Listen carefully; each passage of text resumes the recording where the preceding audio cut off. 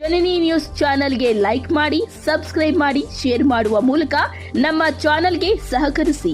ಹೆಚ್ಚಿನ ಮಾಹಿತಿಗಾಗಿ ಸಂಪರ್ಕಿಸಿ ಹರಿಚಿನ್. ಇವತ್ತು ಒಳ್ಳೆ ರೆಸ್ಪಾನ್ಸ್ ಕೊಡ್ತಾ ಇದ್ದಾರೆ. ಒಂದೊಂದು ಜಯಂತಿಗೂ ಒಂದೊಂದು ಇಂಪ್ರೂವ್ ಆಗ್ತಾ ಇದೆ. ಈಗ ನಾವು ಮೇ 10ನೇ ತಾರೀಕು ಮಹಾಸ್ವಾಮಿ ಹೇಮರೆಡ್ಡಿ ಮಲ್ಲಮ್ಮನ ಜಯಂತಿ ಆಚರಣೆ ಮಾಡಬೇಕಂತ ನಾವು ಕೆಜಿಎಫ್ ತಾಲೂಕಲ್ಲೇ ನಿರ್ಣಯ ಮಾಡಿದ್ವು. ಆದರೆ ಕೋಲಾರ ಜಿಲ್ಲಾ ಒಂದು ಸಭೆಯಲ್ಲಿ ಎಲ್ಲ ತಾಲೂಕವರು ಒಂದೇ ಕಡೆ ಮಾಡಬೇಕು ಅನ್ನೋ ಉದ್ದೇಶದಲ್ಲಿ ಇವತ್ತು ಅಲ್ಲೇ ಮಾಡೋದು ನಿರ್ಣಯ ಆಗಿದೆ. ಈಗ ನಮ್ಮ ತಾಲೂಕಿನ ಏನು ಹೇಮರೆಡ್ಡಿ ಮಲ್ಲಮ್ಮ ಜಯಂತಿ ದಿವಸ ಹೆಣ್ಣು ಮಕ್ಕಳು ಏನು ಗಂಡು ಮಕ್ಕಳು ಒಂದು 100 ಇದ್ದರೆ ಇನ್ನೊಂದು 100 ಹೆಣ್ಣು ಮಕ್ಕಳು ಬರಬೇಕಂತ ಅವರ ಕುಟುಂಬದವರೆಲ್ಲ ಬರಬೇಕಂತ ನಾವು ಅವರಲ್ಲಿ ಮನವಿ ಮಾಡ್ತಾ ಇದ್ದೀವಿ. ನಮ್ಮ ಸಮಾಜದವರಿಗೆ ಆವತ್ತು ನಾವು ಏನೇ ವ್ಯವಸ್ಥೆ ಮಾಡಿದ್ರೂ ಅವರಿಗೆ ಅನುಕೂಲ ಮಾಡಿಕೊಟ್ಟು ಕರ್ಕೊಂಡು ಬರೋವರೆಗೂ ನಾವು ರೆಸ್ಪಾನ್ಸಿಬಲ್ ತಿಳಿಸ್ಕೊಡ್ತೀವಿ ಅಂತ ಈ ಮಾಧ್ಯಮದ ಮೂಲಕ ನಾವು ತಿಳಿಸ್ತಾ ಇದ್ದೀವಿ. ಪರ್ಸೆಂಟೇಜ್ ನಮ್ಮ ದೇವತೆಯಾದಂಥ ಮಹಾಸಾಧು ವಿಶ್ವೇಶ್ವರ ಹೇಮರೆಡ್ಡಿ ಮಲ್ಲಮ್ಮನವರ ಜಯಂತ್ಯೋತ್ಸವ ಮೇ 10ನೇ ತಾರೀಕು ಕಾರ್ಯಕ್ರಮ ಇದೆ. ಆ ಕಾರ್ಯಕ್ರಮದ ನಿಮಿತ್ತ ನಮ್ಮ ಎಲ್ಲ ಕೋಲಾರ ಜಿಲ್ಲೆಯಲ್ಲಿ ಶ್ರೀ ಚೆನ್ನಯ್ಯ ರಂಗಮಂದಿರದಲ್ಲಿ ಕಾರ್ಯಕ್ರಮವನ್ನು ಹಮ್ಮಿಕೊಂಡಿದ್ದೀವಿ. ಈ ಕಾರ್ಯಕ್ರಮಕ್ಕೆ ನಮ್ಮ ಕೋಲಾರ ಜಿಲ್ಲೆಯ 6 ತಾಲೂಕುಗಳ ಎಲ್ಲ ನಮ್ಮ ಸಮುದಾಯದ ಬಂಧುಗಳನ್ನು ಕರೆದು ಪೂರ್ವಭಾವಿ ಸಭೆಗಳನ್ನು ನಡೆಸಿ ಆ ದಿನ ನಮ್ಮ ಮಲ್ಲಮ್ಮ ತಾಯಿಯ ಜಯಂತ್ಯೋತ್ಸವ ಮತ್ತು ನಮ್ಮ ಜಿಲ್ಲೆಯಲ್ಲಿ ನಮ್ಮ ಸಮುದಾಯದ ಮಕ್ಕಳು SSLCಯಲ್ಲಿ ಮತ್ತು ಸೆಕೆಂಡ್ PUCಯಲ್ಲಿ ಹೆಚ್ಚಿನ ಅಂಕಗಳು ಪಡೆದಿರುವಂಥ ಮಕ್ಕಳನ್ನು ಪ್ರತಿಭಾ ಪುರಸ್ಕಾರ ಕಾರ್ಯಕ್ರಮ ಮಾಡಿಕೊಂಡು ಹಾಗೆಯೇ ಮಲ್ಲಮ್ಮನ ಜಯಂತ್ಯೋತ್ಸವ ಮಾಡೋದಕ್ಕೆ ಎಲ್ಲ ನಾವು ಸಮುದಾಯ ಪದಗಳನ್ನು ಕರೆದು ಇವತ್ತು ಚರ್ಚೆ ಮಾಡಿ ಪೂರ್ವವಾಗಿ ಯಶಸ್ವಿಯಾಗಿದೆ. ಇದೇ ರೀತಿಯಾಗಿ 10ನೇ ತಾರೀಕು ಕೋಲಾರ ಜಿಲ್ಲಾ ಚೆನ್ನಯ್ಯ ರಂಗಮಂದಿರದಲ್ಲಿ ಈ ಕಾರ್ಯಕ್ರಮವನ್ನು ನಡೆಸೋದಕ್ಕೆ ಎಲ್ಲ ಸಭೆ ಸೇರಿ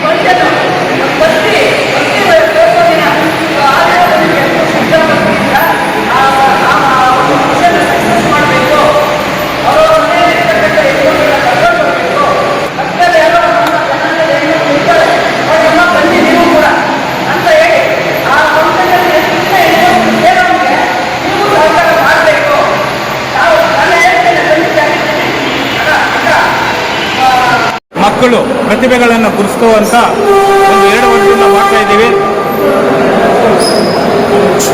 SLCಯಲ್ಲಿ 90% ಮೇಲೆ ಪಟ್ಟಿರುವ ಮಕ್ಕಳು ಯಾರೇ ಇದ್ರೂ ನಮಗೆ ಮಾಹಿತಿ ಕೊಡಬೇಕು.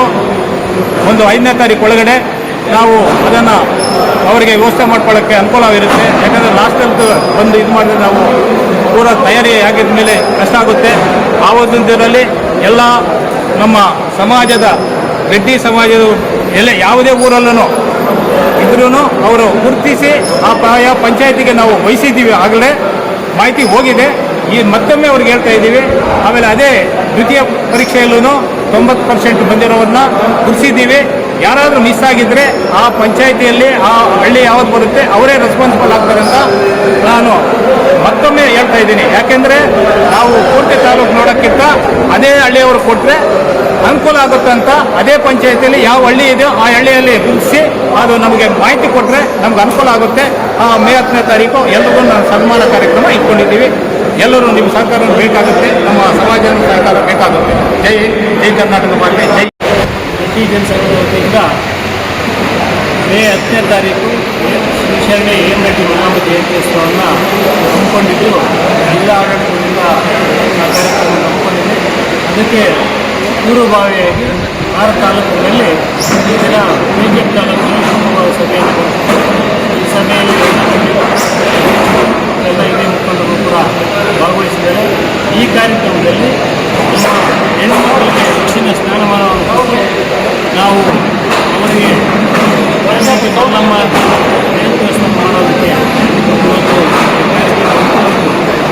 SSLC ಮತ್ತು PUCನಲ್ಲಿ 90 ಅಂಕಗಳನ್ನು ಹೆಚ್ಚಿನ ರೀತಿಯಲ್ಲಿ ಪಡೆದಂಥ ಮಕ್ಕಳಿಗೆ ಬಡವರಿರ್ಬೋದು ಯಾರೇ ಮಕ್ಕಳಿರಲಿ ಅವರಿಗೆ ಒಂದು ಗೌರವವನ್ನು ಸೂಚಿಸಿ ಉನ್ನತ ಮಟ್ಟ ಶಿಕ್ಷಣಕ್ಕೆ ಹೋಗುವುದಕ್ಕೆ ನಾವೆಲ್ಲ ಸಹಕಾರ ಕೊಡಬೇಕು.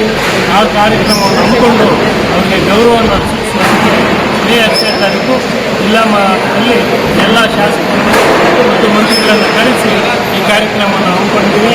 ಇದು ಬಹಳ ಯಶಸ್ವಿ ಆಗ್ತದೆ. ಮೊದಲು ಹೇಮಂತ್ ಜಯಂತಿ ಸುಮಾರು ಸಾವಿರಾರು ಸಂಖ್ಯೆಯಲ್ಲಿ ಭಾಗವಹಿಸಿದರು.